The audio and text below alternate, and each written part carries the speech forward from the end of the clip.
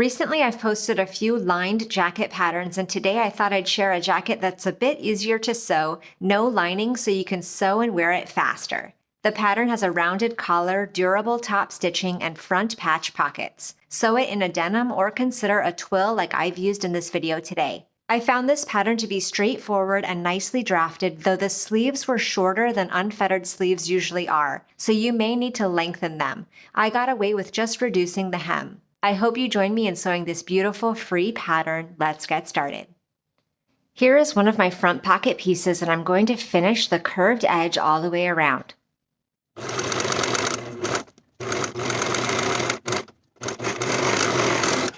Fold the top raw edge of the pocket to the wrong side by 1/4 of an inch. Once your top edge is folded under, turn this to the right side and fold back this top folded edge once more to the right side by 1 inch.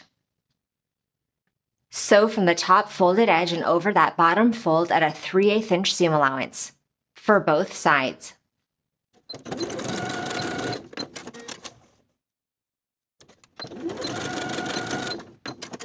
Trim the top corners and turn this top flap right side out.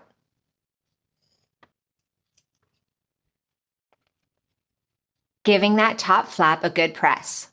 From the right side of the pocket, we're going to edge stitch close to this bottom folded edge on the inside, feeling through the fabric so that you can feel that bottom folded edge.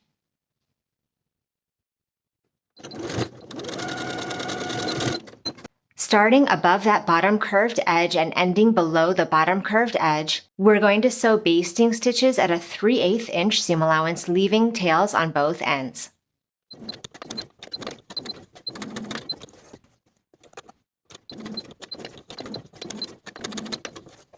We're going to press the remainder of the seam allowance to the wrong side by 3/8 of an inch, and pulling those basting stitches will help you get a nice curve along the bottom edges. Press those seam allowances. Mark the pocket placement from the pattern piece onto the right side of your front bodice. Place the top edges of the pocket at those points and pin in place. I'm going to sew along the side edges twice, first at 1/8 of an inch seam allowance, then once more at 1/4 of an inch seam allowance, back stitching at those top edges.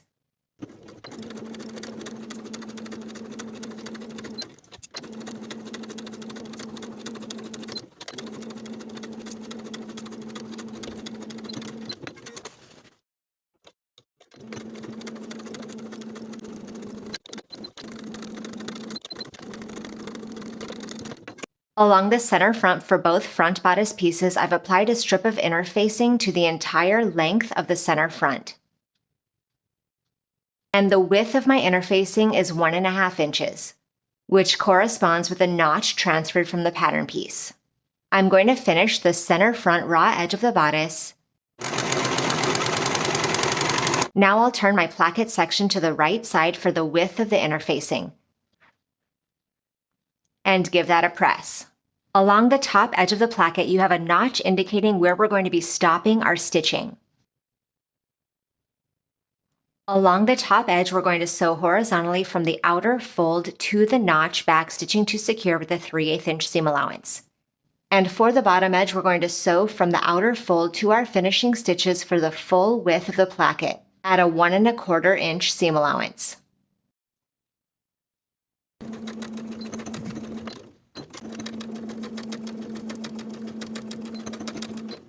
I'm going to trim the top and bottom corners. Then along the bottom, I'm going to trim that facing seam allowance only to about 1/4 of an inch.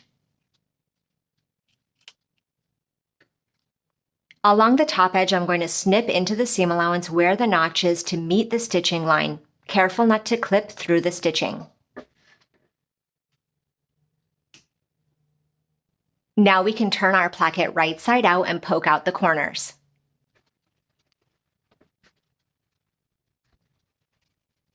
I've given that a good press. Now at the top, you'll see we have a difference in seam allowance that allows us to attach the collar later. Starting at the top, I'm going to edge stitch along those finishing stitches, stopping about 3 inches from the bottom of the garment.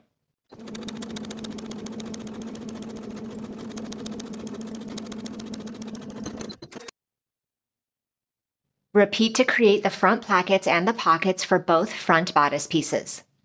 Here is the right side of my back bodice piece. I'm going to place the right side of one of my yoke pieces underneath this piece so that the right side of the yoke faces the wrong side of the back bodice.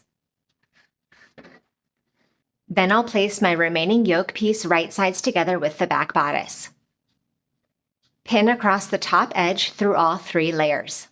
Sew straight across the top edge with a 3/8 inch seam allowance.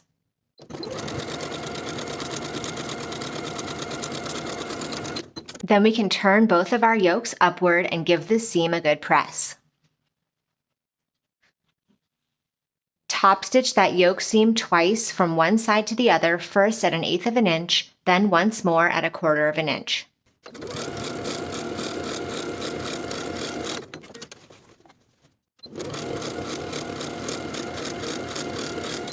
Place the front and back bodice pieces right sides together. Pin the shoulder seams and the side seams. Sew each of these seams with a 3/8 inch seam allowance and finish the raw edges together. Press the seam allowances toward the back of the garment and top stitch in the same way as we've been doing. First at 1/8 of an inch, then again at 1/4 of an inch.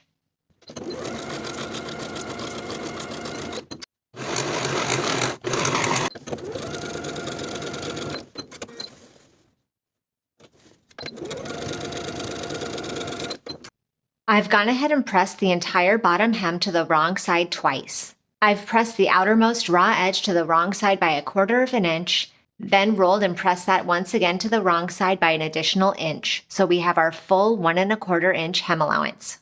I'm going to sew from the outermost edge of the bodice right along my upper fold all the way across.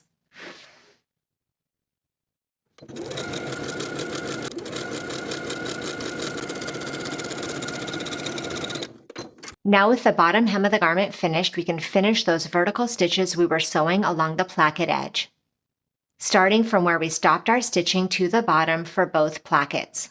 And for that folded center front edge of the bodice, I'm also going to top stitch from top to bottom with a 1/4 inch seam allowance.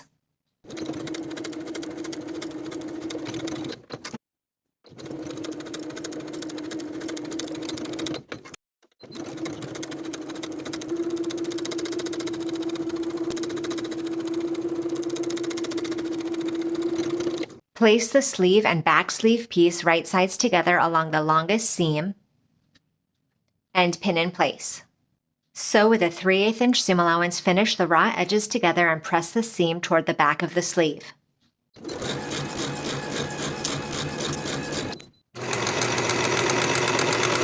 Top stitch the seam allowance from top to bottom at 1/8 of an inch and then again at 1/4 of an inch as we've done previously.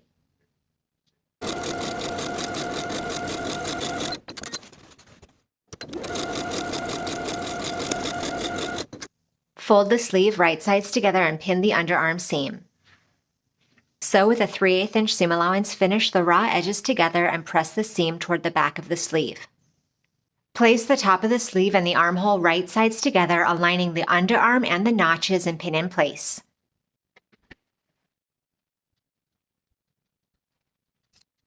Sew the sleeve in place with a 3/8 inch seam allowance, finish the raw edges together and press the seam toward the bodice.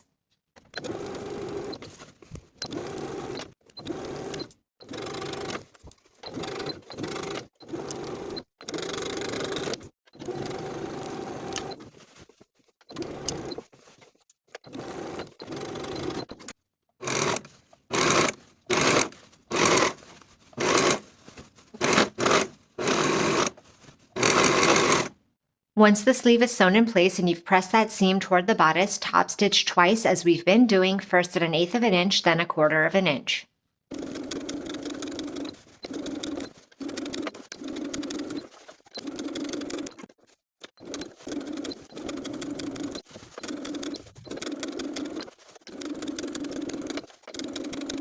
After trying on the jacket, I decided to do a more shallow hem for the bottom of the sleeve. I've pressed my hem to the wrong side by 5/8 of an inch. Now I'll top stitch in place from the outside.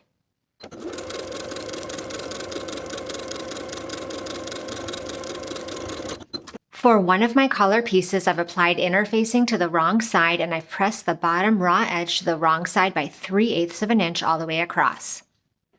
Now I'll place both of the collar pieces right sides together and pin the outer curved edges.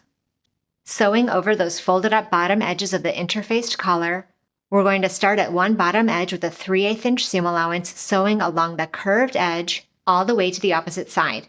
Then turn the collar right side out.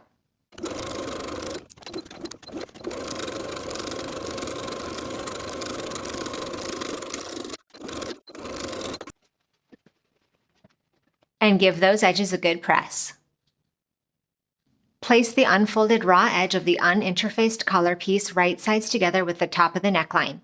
Start pinning in place from that released seam allowance corner. On both sides. Continue pinning the collar to the top of the neckline, aligning the center backs.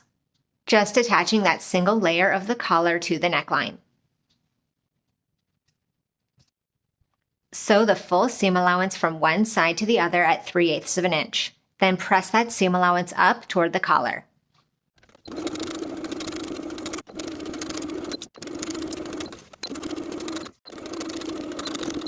Now on the inside of the jacket, the folded up edge of the interfaced collar should just cover the stitching line that we just created.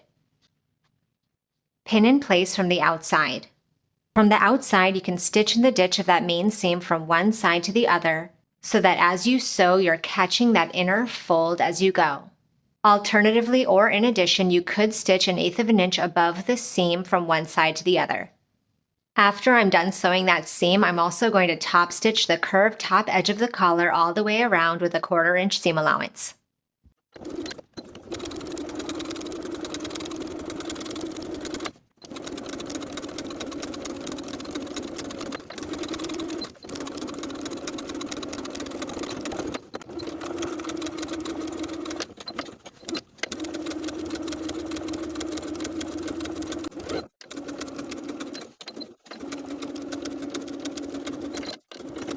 I've marked the placement of each of my 4 buttonholes onto the right placket. Now I'll sew them in place.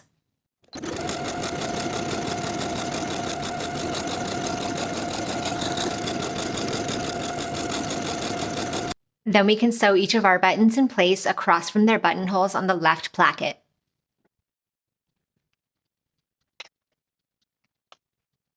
And now the jacket is complete. Thank you for watching this sew along. Please subscribe to the channel so you don't miss upcoming sewing tutorials, and I'll see you in the next video.